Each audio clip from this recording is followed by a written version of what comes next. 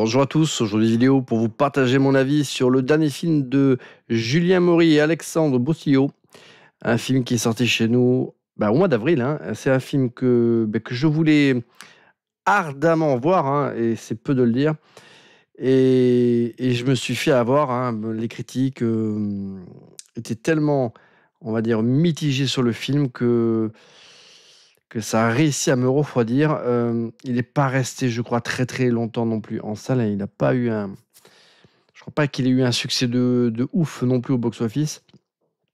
Donc ça a réglé la question et je n'y suis pas allé. Pourtant, voilà, Julien Maury et Alexandre Bossillo, ce sont deux réalisateurs français que j'adore, hein. Les deux ont une formation de cinéma, hein. Alexandre Bossillo, pour les lecteurs de Mad Movies, ils connaissent ce nom puisque il a travaillé il y a quelques temps en tant que journaliste pour Mad Movie, hein. Donc c'est un passionné de cinéma de genre, hein. Donc les deux étaient faits pour se rencontrer, et sauf erreur de ma part, tous les films qu'ils ont réalisés jusqu'à présent, ils les ont fait en duo. C'est un duo qui fonctionne très très bien, qui se complète à merveille. Et moi, franchement, toutes les propositions là, de ce duo de réalisateurs, j'ai à chaque fois ultra kiffé, hein.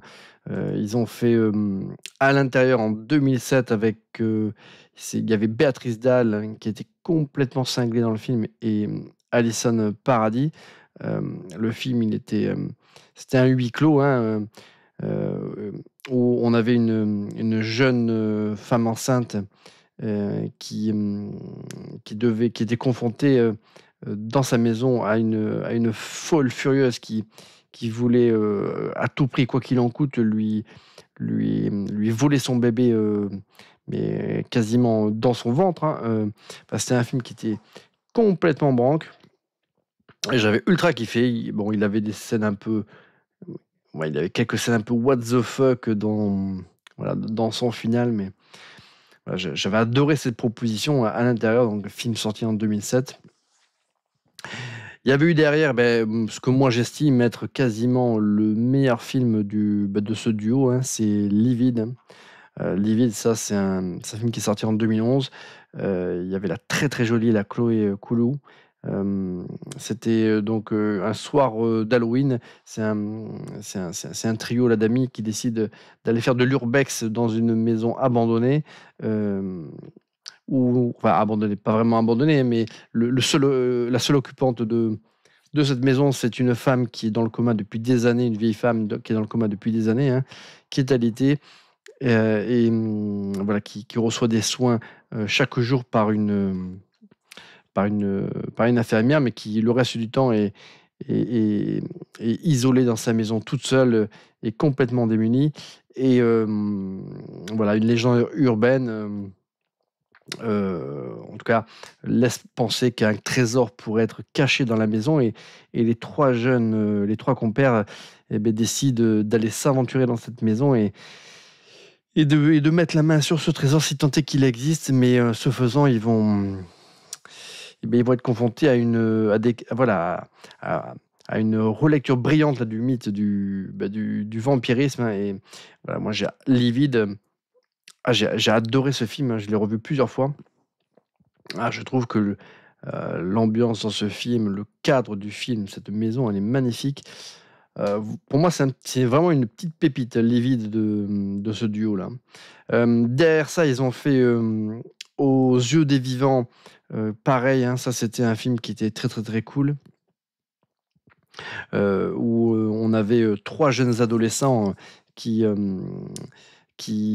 décidaient d'aller visiter un vieux studio là, de cinéma désaffecté, et ce faisant, ils vont déranger là, deux occupants de ces locaux désaffectés. Ils vont voir des choses qu'ils n'auraient pas dû voir, et derrière ça, il va y avoir une traque voilà, complètement folle et complètement barbare. Voilà. Aux jeux des vivants, ça c'était très très bon aussi. J'avais très très apprécié. C'est peut-être même l'un des premiers films que j'ai vu là du duo. Et après, j'ai découvert par la suite Livide et À l'intérieur. Celui-ci, il faut que je le revoie. Je l'ai un peu moins bien en tête que les autres. La société de production, c'était Metaluna. Metaluna, c'est une librairie spécialisée parisienne, hein, sur le cinéma de genre, qui était auparavant, voilà, la boutique officielle là, de Mad Movies, hein. Alors, je ne sais pas pour quelle raison ça a changé de nom. Il doit y avoir une histoire derrière ça que je ne connais pas forcément. Mais voilà, Metaluna et Mad Movies, voilà, ce sont deux marques qui sont quand même, voilà, qui sont liées, voilà, par un ADN commun, hein. Derrière ça, on a eu, parce qu'il faut savoir que bah, ce duo, même s'ils n'ont jamais véritablement eu un succès au box-office stratosphérique, que ce soit en France ou à l'international, leur proposition a toujours été saluée par les spectateurs et par la presse spécialisée, si bien qu'ils ils ont été repérés, ces deux petits coquins, bah, par les Américains. On leur a proposé bah, pas mal là, en tout cas, on les a approchés en tout cas pour pas mal de suites, remakes, reboots de grandes sagas, hein, comme, comme Halloween, comme Hellraiser. Voilà, ils ont été approchés, bah, voilà, pour rebooter un certain nombre de franchises. Alors, je ne sais pas si c'était si c'était enfin, voilà, s'ils ont refusé véritablement ou si ça ne s'est pas fait pour d'autres raisons, mais en tout cas, ils avaient des contacts. Et du coup, ils se sont retrouvés à la tête d'un soft reboot, hein, puisque c'était un préquel à Massacre à la tronçonneuse. Ça, c'est le seul film que je n'ai pas vu, parce que je ne suis pas un énorme fan de la saga Massacre à la tronçonneuse, hein. Le 1, bon, il est culte de chez culte, et c'est un film que je trouve incroyable, hein, par rapport à sa gestion là, de l'épouvante, sachant que c'est un film qui est peu sanglant, mais, mmh, mais qui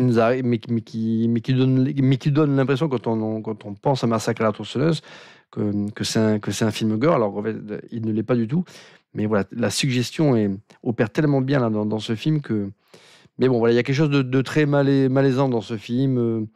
C'est pas ce genre d'ambiance, moi, que je recherche spécifiquement, mais voilà, je reconnais que Massacre à la tronçonneuse, c'est quand même vraiment quelque chose de. C'est un très très grand film. Sa suite, qui était complètement folle, complètement déjantée, était plutôt cool. Mais après, voilà, tout ce qui a été fait après Massacre à la tronçonneuse 2, bah, tout ce que j'ai vu, c'était bien pourrave. J'ai pas tout vu et j'ai pas voulu tout m'infliger, mais je me rappelle d'un sombre Massacre à la tronçonneuse 3D voilà, qui était bien pourrave. Enfin voilà, ça c'est donc un préquel, ça raconte la jeunesse je crois là de la montagne là, celui qui a voilà le plus emblématique là de cette famille de cinglés là, le boucher quoi. Donc je le verrai peut-être un jour, mais voilà, celui-là il me disait rien qui vaille et celui-là je l'ai pas vu, donc j'en parlerai pas. En revanche, ce que j'ai vu, c'est Candy Chat qui, lui, est sorti en 2020, qui était un film, voilà, un petit film pour le coup, qui se passait en banlieue. Là, on explorait une autre thématique, hein, un petit peu le folklore. Alors, je sais pas, ce démon Aïcha Candy Chat, là, si ses origines sont marocaines ou autres, si le démon en question existe véritablement. Mais voilà, il s'agirait effectivement d'une créature qui s'apparenterait, on va dire, un succube, hein, une créature qui séduit voilà, des hommes afin de coucher avec eux et avant de les dévorer. Donc on est quasiment dans le modèle de type succube voilà, que nous, occidentaux, on connaît un peu plus. Donc j'avais trouvé le film plutôt cool. Les effets spéciaux étaient hyper bien faits. Après, voilà, c'était une petite proposition. Je crois qu'il est sorti directement en VOD ou sur plateforme SVOD, mais sauf erreur de ma part, il n'a pas eu les honneurs d'une sortie salle, celui-ci. Voilà, ça reste un spectacle tout à fait honorable, mais quand même bien en deçà, je trouve, de leurs propositions précédentes. Et après, il y a bien sûr The Deep House. Alors pour moi, alors ça, c'est un film qui est sorti en salle, que je suis allé voir en salle alors c'est un film qui a divisé, mais à moi, je l'ai trouvé brillant. Ce film, je l'ai trouvé mais brillant, brillant, brillant, brillant, brillant. Je trouve que dans ces films, la caméra, un petit peu à la comment ça s'appelle? À la Blair Witch, là, je me rappelle plus comment ça s'appelle ce système là, où en fait on voit, le film se déroule au travers là de l'objectif d'une caméra. Forcément là, ça ne me revient plus, mais peu importe. Quand ce procédé est bien utilisé, ça rend, bah, voilà, ça propose des films qui sont du coup hyper immersifs, hem et les effets d'angoisse, bah, sont particulièrement bien gérés et peuvent être hyper réalistes avec ce procédé-là. Encore une fois, quand il est bien utilisé. La seule chose, c'est que, après, bah, le projet Blair Witch, qui a lancé un petit peu cette mode de film. Il y en a eu pas mal d'autres, hein, qui étaient, plus ou moins bien réussis, mais en tout cas, voilà. Quand ce procédé est bien utilisé, ça fait en général des films d'épouvante, qui paraissent ultra réalistes. Donc, bah, voilà, dès lors qu'on croit à ce que l'on voit, ben, les effets de peur, le stress, ben, voilà, moi je suis une éponge par rapport à ça, donc moi ça marche, particulièrement bien sur moi et je trouve que, bah, The Deep House, c'est quoi qu'en disent certains, c'est l'un des films qui utilise le mieux ce procédé. Donc le concept de The Deep House, c'était effectivement, c'est, un couple de jeunes anglo-saxons, hein, qui sont eux des spécialistes d'urbex, donc ils cherchent des sites, heu, abandonnés, bah, à visiter et tout en se filmant et après, le diffuser sur YouTube, faire un max de vues, enfin voilà, ça c'est leur dada et donc ils cherchent bien évidemment, bah, des, des coins atypiques, des lieux atypiques, et ils entendent parler, d'une maison, hein, qui aurait été engloutie au fond d'un lac, hein, suite à, j'imagine, la la construction d'un barrage, hein, et il se dirait que cette maison-là serait, conservée dans un état tout à fait remarquable et et serait, ben, encore, voilà, meublée. Enfin, il y aurait tous les accessoires, tous les meubles, tous les équipements, enfin, voilà. Cette maison n'aurait pas eu le temps d'être vidée avant qu'elle soit engloutie et du coup, beh, ils se disent: «Beh, voilà, banco, ça c'est une aubaine. Si on arrive à filmer ça, ça va être une vidéo qui va faire des millions là des millions de vues»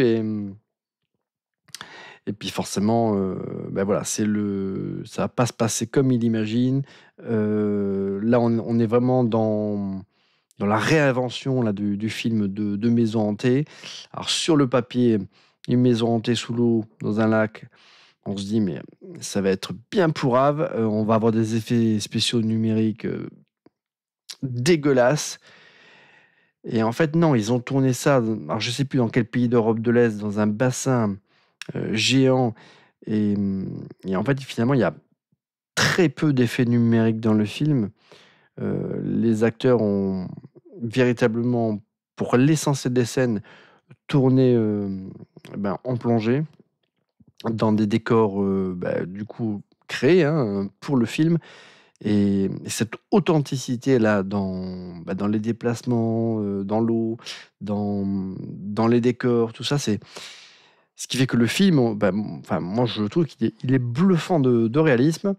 Donc moi, je dis pas, j'ai adoré ce film, j'ai adoré, la mise en scène, voilà, l'histoire je trouve que c'était vraiment voilà, il partait d'un concept ultra minimaliste, mais en fait, c'est tellement bien géré que le film, pour moi, il était incroyable. C'est une vraie pépite, c'est un vrai petit chef-d'œuvre, The Deep House.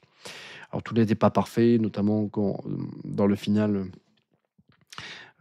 on va dire les créatures, les fantômes ou les zombies, enfin, je sais pas comment on va appeler trop ça dans ce film-là, c'est un mélange un peu de tout ça, sont un peu plus dévoilés, on va dire que on perd un petit peu, voilà voilà. De toute façon, de manière générale, quand quand les monstres sont révélés, véritablement révélés, dans toute leur intégralité dans un film, ça a moins d'impact que quand ils sont suggérés, quand on n'arrive pas trop à bien discerner la menace à laquelle on est exposé.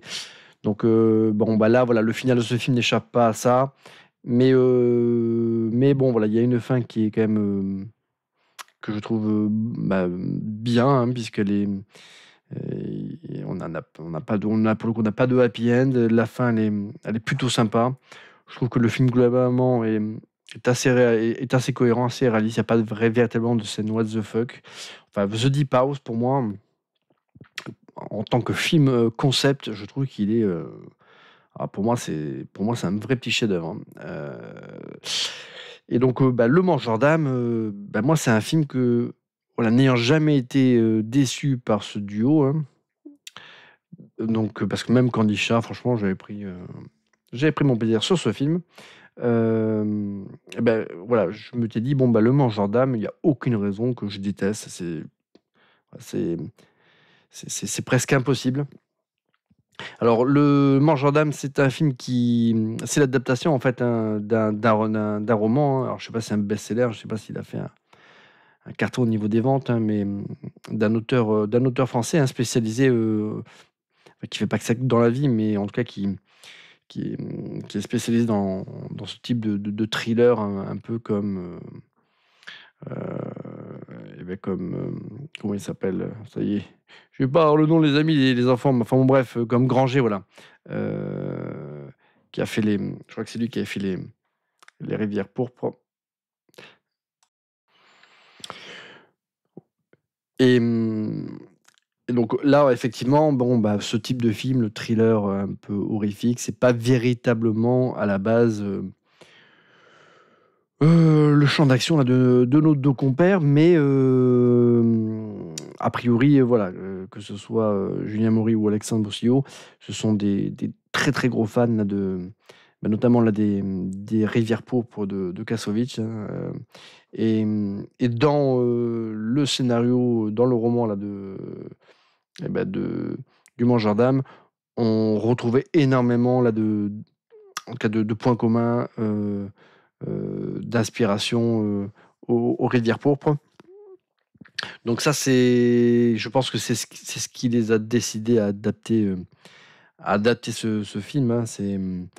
On était, complètement, voilà, dans le type de film, qu'eux, ils appréciaient, ce thriller un petit peu à la française, mais avec cette patte, américaine malgré tout, comme l'avait proposé en son temps, beh, voilà, Kassovitz avec Les Rivières pourpres, qui était, un film, bah, tout à fait sympa, que j'ai vu il y a longtemps maintenant. Il faut que je le revoie d'ailleurs. Je l'ai plus du tout en tête celui-ci. Je sais que Vincent Cassel et Jean Reno, étaient, de mémoire, ils étaient plutôt excellents, hein, dans ce film, hein.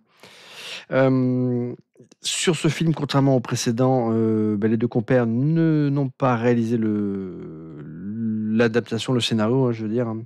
Ça a été, ce sont d'autres scénaristes qui se sont occupés donc, d'adapter, le roman en scénario de film, et ça, c'est peut-être, ce qui va expliquer, mon sentiment, après le visionnage de ce film-là. C'est que j'ai l'impression de pas véritablement avoir vu un film du duo de réalisateurs. Et je pense que ça vient aussi de ça. C'est qu'ils étaient pris sur le tournage, sur The Deep House. Ils ont pas eu le temps eux-mêmes d'écrire le scénario, et du coup, il y a un truc qui fait que ce film, il fonctionne pas véritablement. Alors, l'histoire là du Mangeur d'âme, alors, commandante de police venue de la ville, Elisabeth Guardiano, qui est interprétée par comment elle s'appelle, Virginie Ledoyen, hein, qu'on avait vu notamment là dans La plage avec Leonardo DiCaprio et Guillaume Canet. Hein. Bon, là qui a pris quand même quelques années. Voilà. Donc voilà, Elisabeth Guardiano se rend, elle, dans les Vosges pour tenter d'élucider l'enquête de 2 meurtres particulièrement violents. Elle va devoir collaborer avec un capitaine de la gendarmerie locale, Franck de Roland, qui lui est incarné par Ludovic Lefebvre, qui enquête lui-même sur la disparition de plusieurs enfants. Ils vont tous les deux être en but à l'hostilité des habitants du village. Donc, au niveau du scénario, c'est vrai ça fait un peu penser aux Rivières pourpres avec deux. Alors, dans les Rivières pourpres de mémoire, il y avait un flic et il y avait un enquêteur privé. Et les deux enquêtaient sur 2 affaires différentes, mais qui étaient quand même liées. Hein. Et ben là, c'est un petit peu la même chose. On a d'un côté là cette commandante de police là, qui vient enquêter sur un double meurtre particulièrement violent. Et on a ce gendarme qui, lui, vient parce qu'il mène une enquête sur des disparitions d'enfants.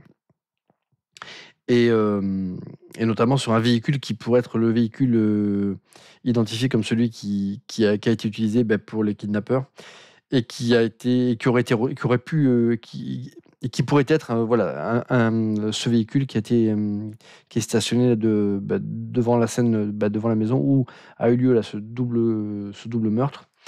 Donc en fait ces deux agents là des forces de l'ordre vont être amenés à travailler en équipe, mais ils ont chacun des objectifs divergents. Hein. Ils mènent pas la même enquête, mais effectivement, le déroulé de l'enquête va les amener à faire équipe justement pour pouvoir élucider ce mystère qui semble être qui relier là, ces 2 enquêtes entre elles, bien évidemment. Et après, derrière ça, sur fond là, de folklore local, hein, avec une créature du folklore local là, qui est représentée avec un individu avec une sorte de masque en toile et des grandes cornes. Hein, donc sur fond là, voilà, d'un folklore local. Et derrière, il pourrait y avoir un peu comme on l'avait dans les Rivières pourpres, quelque chose d'un peu plus sordide, un peu plus voilà, un peu plus humain, hein, mais en tout cas, peut-être encore un peu plus sordide que ce que l'on pense de prime abord. Voilà, il y a peut-être pas d'éléments fantastiques, mais l'horreur de la réalité parfois est plus dégueulasse, hein, que voilà. Donc le film débute et je me dis: «Ah, on retrouve quand même la photographie, techniquement, ça ressemble, en tout cas, quand le film démarre, ça ressemble à un film du duo, avec cette photographie, cette image un peu à l'américaine, on sent q voilà, on sent que c'est quand même bien foutu, bien filmé. Hem, Par contre, assez rapidement, hem, le film donne le sentiment, enfin, on a l'impression de voir un film, pour une plateforme de SVOD, un téléfilm, peut-être un peu plus de luxe que ce qu'on verrait sur TF1, mais j'ai eu l'impression quasiment pendant tout le métrage de voir un téléfilm. Et ça, c'est notamment lié, au jeu des personnes, de tous les comédiens, en fait. Tous les comédiens, on donne le sentiment de réciter des lignes de texte, mais sans véritablement incarner leur personnage. Comme dans Les Rivières pourpres, chacun de ces 2, on va dire, protagonistes principaux, hem, a un background, hein, a un passé, plus ou moins dur avec lequel il doit composer. Hem, mais voilà, on j'ai je c'est difficile à expliquer, mais je voilà, je ne sentais pas les acteurs complètement imprégnés là de leur personnage et quand ils communiquent entre eux, oui, on a vraiment l'impression là de voir des acteurs voilà, qui échangent leurs lignes de dialogue, hein, mais mais ça va pas. Il manque quelque chose. C'est comme si voilà, ça fait pas naturel, donc et ça à chaque fois, à toutes les étapes du film, que ce soit, voilà, quand ils vont au commissariat de la police municipale, quand ils discutent avec, la mère, quand ils vont à l'hôpital, à chaque fois que ce duo d'enquêteurs, ensemble ou séparément, sont confrontés à d'autres individus, je sais pas, je retrouve un petit peu cette faiblesse d'interprétation comme on peut l'avoir dans, bah, voilà, dans certaines séries télé, sur TF1 ou parce que, bah, effectivement, bah, là, on a des productions qui sont rapides et il y a pas eu 400 prises et bah, voilà, c'est ça me vraiment, c'est la première fois que je vois un film de ce duo et j'ai le sentiment de pas avoir vu un film de cinéma, mais un film télé. Alors après, à côté de ça, voilà, il y a quand même la qualité de la mise en scène, il y a la photographie qui elle tient la route, mais il y a pas non plus de folie, voilà, dans la mise en scène. Il y a pas de plan séquence de ouf, il y a pas non plus voilà, il y a pas de scène où on se dit ou ouais, que c'est particulièrement bien cadré, ou il y a pas de plan s voilà, beau, i c'est hyper fade, en fait. Alors c'est pas un huis clos puisque notre duo va enquêter, un petit peu partout là dans le voisinage là de cette petite ville, hein.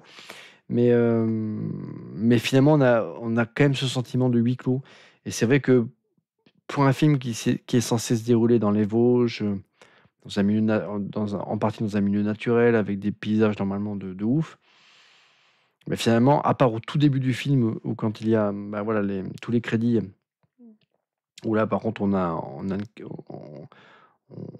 de très, très beaux plans là sur la montagne.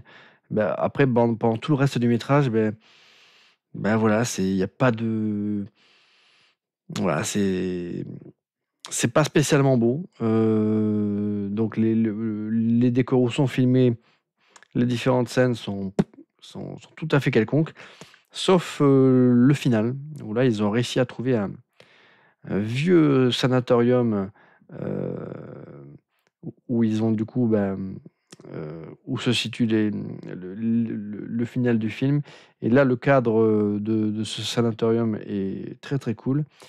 Mais globalement, bah, voilà, on a des comédiens qui jouent plus ou moins bien, Virginie Ledoyen, bon, il y a pas de souci, hein, par contre, effectivement, son acolyte, je l'ai trouvé un peu plus fébrile.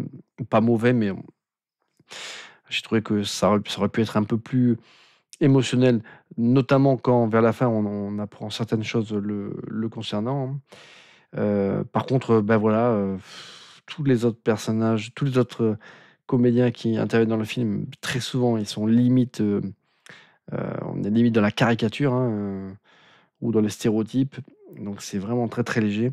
L'intrigue, elle se veut à tiroir, heu, avec, plein de rebondissements, on est d'abord sur, voilà, on imagine un un développement, une résolution de l'intrigue qui tendrait vers le surnaturel et puis finalement on s'oriente un petit peu comme pour les rivières pourpres vers quelque chose de plus terre à terre, mais de plus morbide et sordide. Mais, mais voilà, il y a pas de scène véritablement impactante. Dès qu'il y a des révélations, on les voit venir, 15 heures, enfin voilà, le film ne recèle pas vraiment de surprise et et je dirais même qu'il y a certains éléments de l'intrigue qui doivent être, beaucoup mieux gérés, j'imagine, mieux gérés dans le roman, j'imagine, que parce que là, dans le film, bah, ça fait un peu quand même, ouais, ça fait un peu what the fuck, donc je vais pas, spoiler, hein, mais il y a, voilà, il y a des éléments d'intrigue que j'ai pas trouvé ouf. Alors si c'est comme ça dans le roman, bah, bah, en tout cas, j'imagine que c'est mieux amené, mais en tout cas dans le film, j'ai trouvé que là, finalement, l'intrigue, elle était pas, c'est pas si subtil que ça, hein. Hem et finalement, la seule chose qui un tant soit peu réjouissante dans ce film, ce sont les effets, horrifiques, hein, les effets gore. Il y en a quelques-uns, notamment, bah, quand nous est révélée la scène là du double meurtre en début du film où là, on a des visuels quand même qui sont, voilà, là, par contre, c'est hyper bien fait, hein, et là, on retrouve, tout le savoir-faire là des 2 comparses, hein, mais après par la suite, finalement, il y a pas grand-chose. Dans un interview, ils ont révélé que, ils avaient tourné beaucoup plus de scènes choc qu'il y en a dans le produit, définitif, mais après ils se sont rendus compte qu'au montage qu'il fallait supprimer certaines de ces séquences-là, sinon effectivement, heu, ça travestirait quelque part un petit peu le film et ça détournerait quelque part, l'intérêt véritable du film, hein, qui n'est pas à la base un film, gore, un film d'horreur, c'est un thriller, hein, donc ils ont été obligés, on va dire, de mettre de l'eau dans leur vin quelque part, et ce qui fait que, bah, pour le coup, on a un film qui ne ressemble pas véritablement à ce qu'ils nous ont donné l'habitude de nous proposer, en fait. J'ai l'impression que ce film-là, bon, ben, là, on est véritablement dans le film de commande, hein. Ils l'ont pas écrit. Ils ils ont eu a priori le montage final, hein, ça reste leur film, hein, de ce que j'ai compris. Il y a pas eu, personne, voilà, ne l'a charcuté à leur place, hein, et c'est eux qui se sont occupés du montage, hein.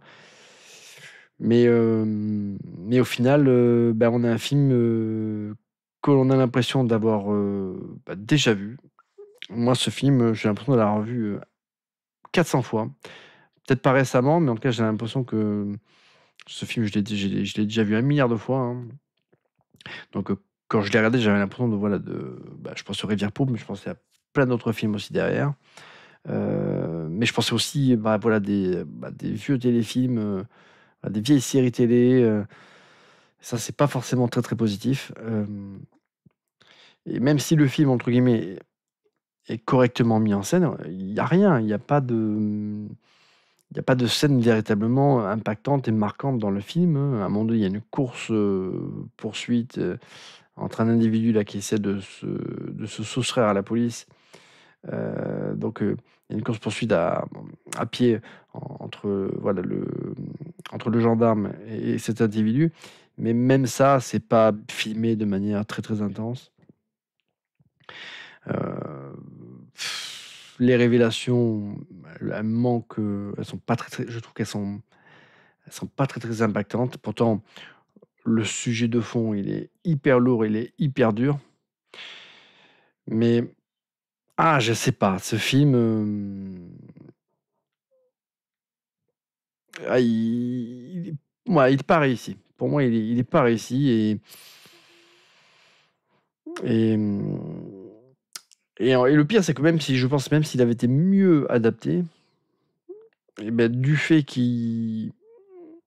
voilà, que son scénario, de base, heu, bah, ressasse des thèmes ou des histoires, c'est un petit peu un mix de plein de choses qu'on a l'impression d'avoir, déjà vu 1 milliard de fois.